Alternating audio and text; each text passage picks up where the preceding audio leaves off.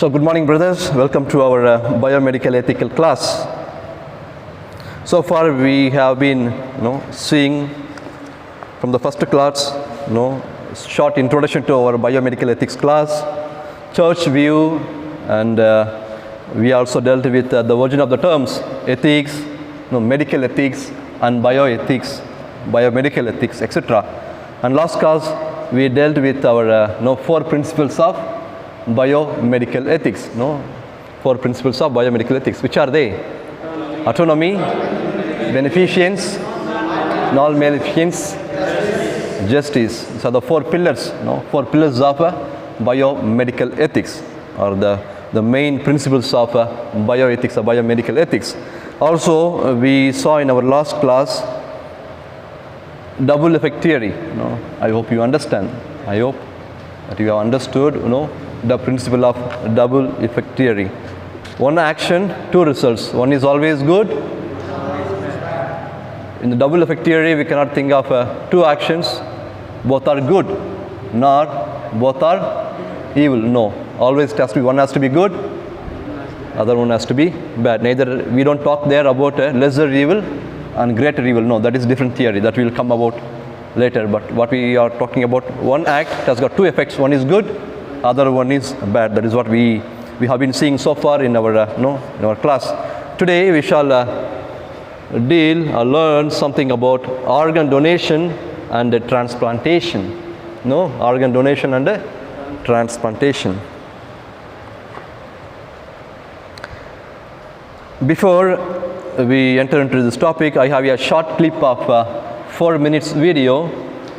It's very interesting, very interesting, and a lot of messages are given in this clip. So I hope that you could see and learn and benefit from these 4 minutes of video. Okay? Want to remove one. So let us see this video now about the organ donation and transplantation.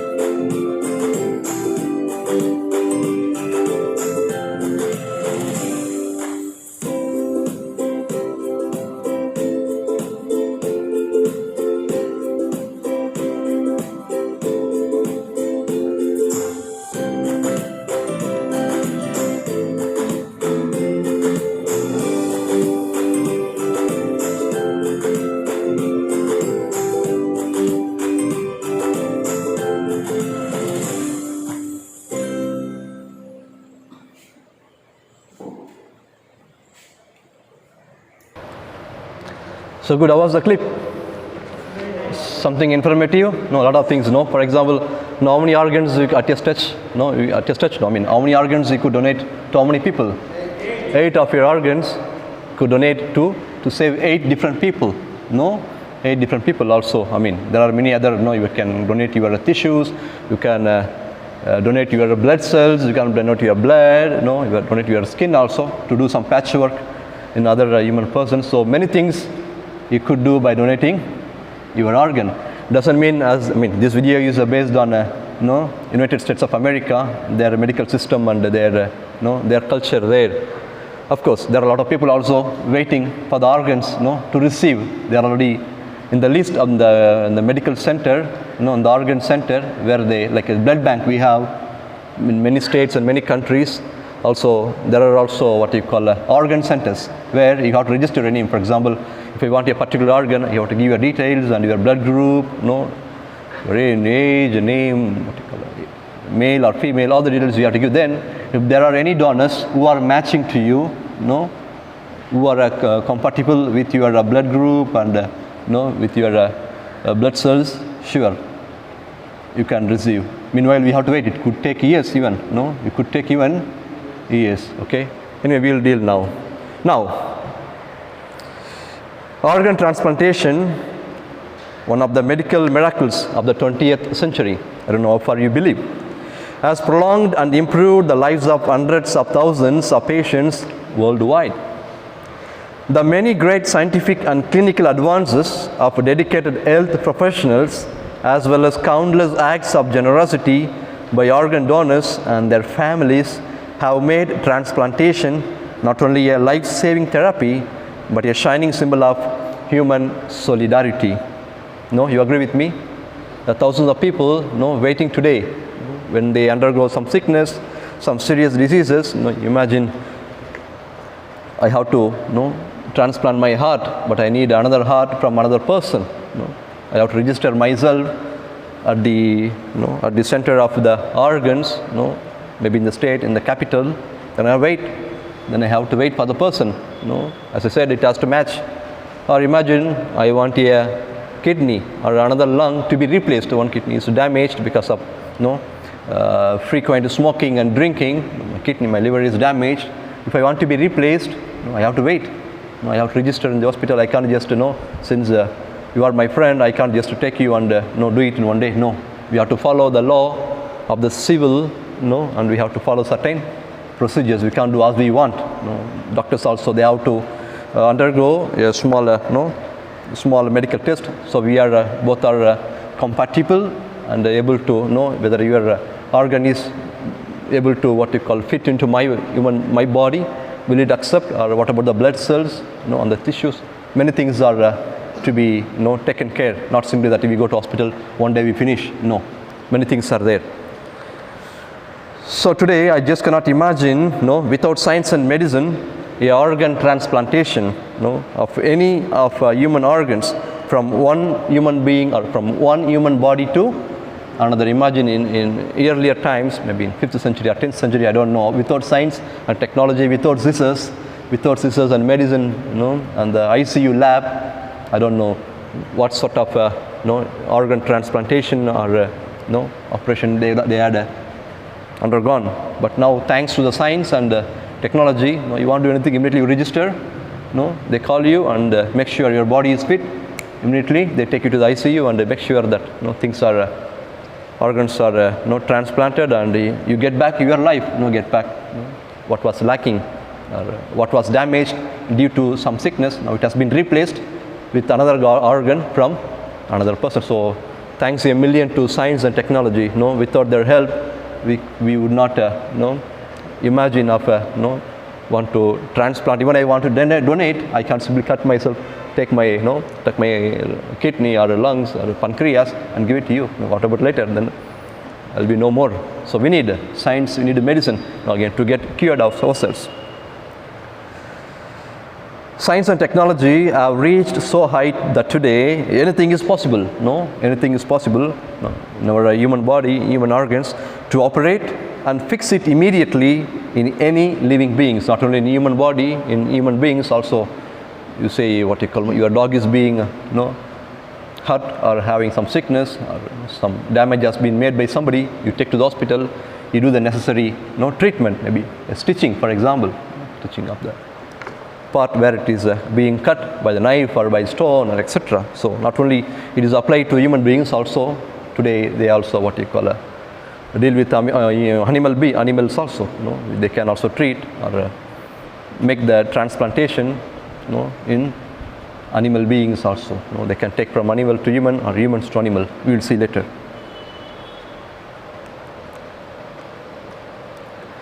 So there is a quote about the organ donation. Somebody could read it. Ravi, come on. Without the organ donor, there is no story, no hope, no transplant. But when there is an organ donor, life springs from death, sorrow turns to hope, and a terrible loss becomes a gift. It's a beautiful quote by UNOS. What is UNOS? United Network for Organ Sharing. They say about the organ donation. Without the organ donation or donor, there is no story of life. They say there is no hope. Imagine I have been waiting, but there is no donor to give me a particular organ which I want. So at the end, I have limited time. I don't enjoy my life. I have to end up my life. So there is no transplant. But when there is an organ donor, life springs from death. Suppose imagine I am at the point of death, waiting for the organ. Immediately comes Bala. My friend, see my organ and yours, my blood cells and yours, my blood group and yours, both are matching. After the consultation of the physician, they say yes, it can be transplanted. So I get back my life. Though I was at the point of death, when somebody came forward as a donor, I am ready to sacrifice one of my liver, one of my kidney, one of my eye. So I am a donor. I am a donor. I am ready to give you, provided we both undergo the medical test and make sure that things are matching between my body and yours. So when I was at the point of death, when Bala comes and tells me I am ready to sacrifice or ready to give one of my organ, I get back my life. I get back. Of course, I may have to pay him. Depends on the friendship. Depends on the relationship that I have between Bala and me. Okay, that we'll see. Pardon? That we will see later. Okay. So the life springs from death. Sorrow turns to hope, and a terrible loss becomes a gift. Imagine my family; they all will be down. They all will be down, waiting. They are ready to spend any amount of money, but there is no donor, or there is no matching organ or matching group of mine. The other, they are my family also waiting. They are with the sorrow. They don't want to lose me. Other time comes Bala and tells, we both are matching. Why don't we do the what you call small test, and I am ready to sacrifice one of my organs so that he may have life. By sacrificing, I don't say he is going to die. No, there are people. There are people living years and years by donating. We will come to know. That is a beautiful phrase or beautiful quote said by the United Network for Organ Sharing. It is beautiful, right? Beautiful to reflect also in our religious life. One side, we are blessed with so many advantages and adding more strength to our life and human organs, but unfortunately all these accomplishments like science and technology have been stained, tarnished, or to say made less valuable or made less respect by numerous reports of trafficking. You understand the term trafficking in human beings, who are used as sources of organs and of patient tourists from rich countries who travel abroad to purchase organs from poor people. Okay?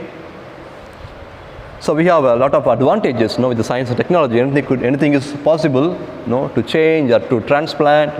Any operation is possible. But at the same time today, there are also the negative aspect of science and technology, the so-called trafficking of human organs. They make it a commercial. They make it a business.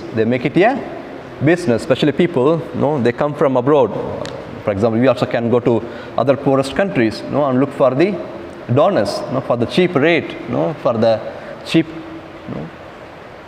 or choose the poor people. You promise them some amount, you get their organs, and your life is saved. Okay, suppose he has to consent, he has to give his free will. Sometimes there are cases they are being forced or threatened to donate their organs. Imagine, suppose I am asking you, don't give me, then I threaten you. If you don't give me, I will kill your husband, I will kill your children, your kids, your family, whole family. Then out of force, out of obligation, out of fear, you are giving your organs, not out of what you call your free consent, and voluntary is not seen. So this is called trafficking. Also, there are also people who want to, they come maybe coming from poor background and they are very poor, no means of livelihood. So sometimes they are also made up their mind, I will simply give my kidney, I shall give my organ so that my son could study, so that my family, they could have some livelihood. That is how some rich people or rich countries, they choose poor people, and poor countries, they travel,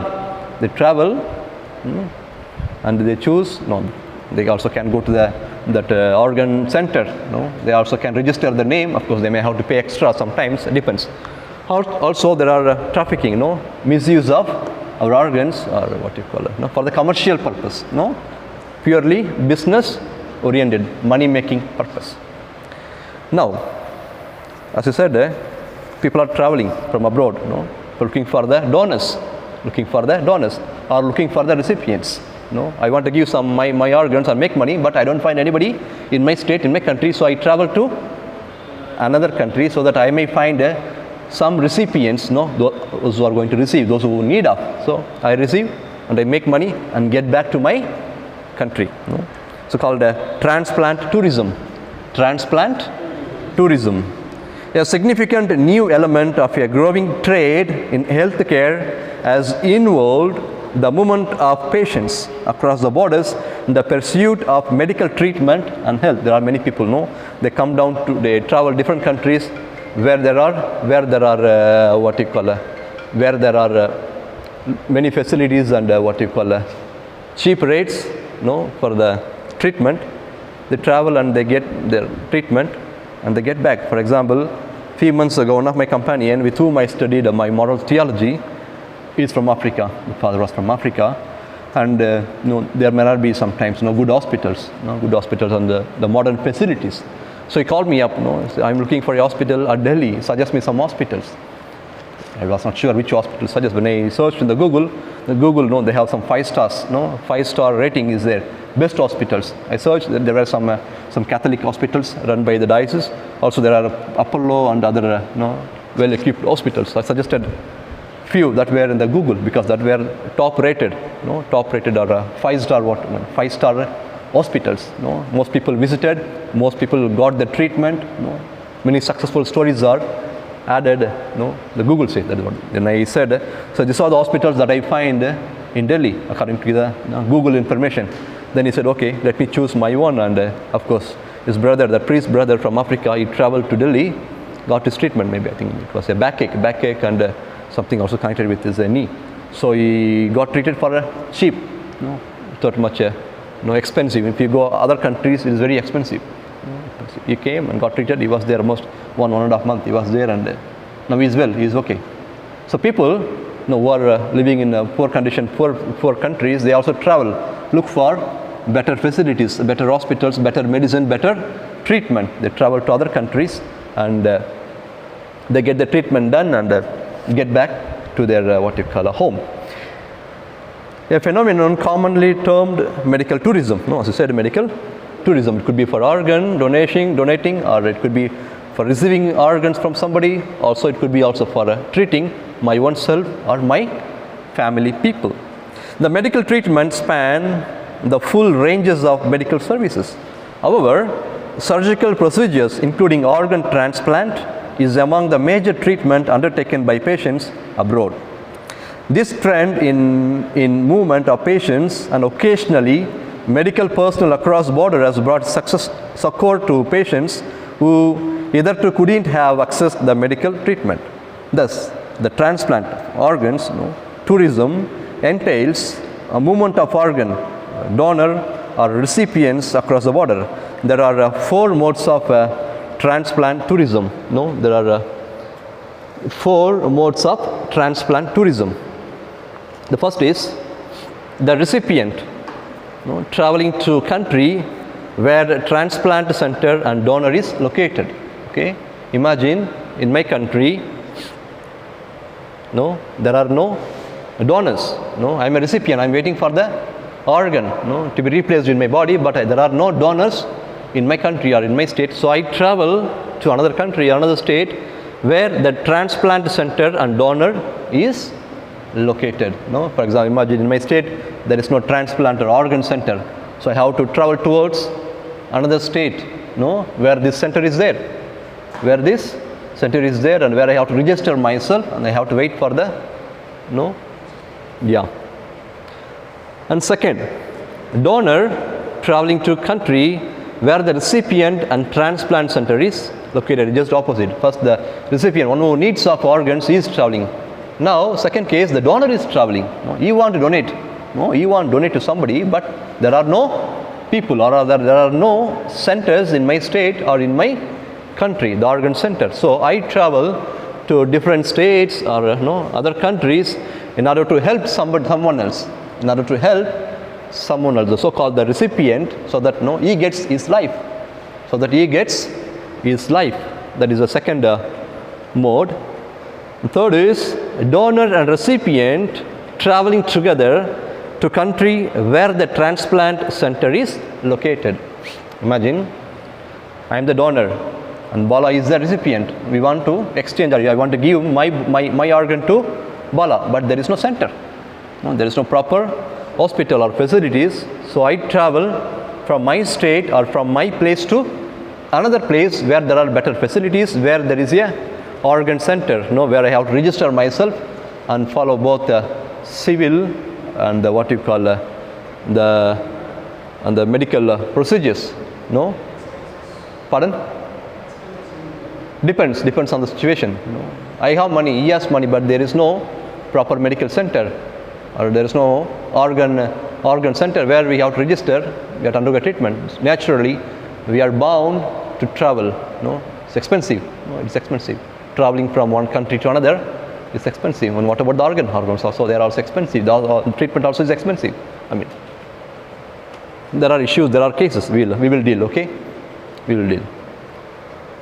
And the fourth is donor and recipient traveling from different countries to another country where the transplant center is located. Okay, not only one country, the both donor and the recipient, they're also making different countries. Wherever there are centers, organ centers. I said, how many organs we can donate?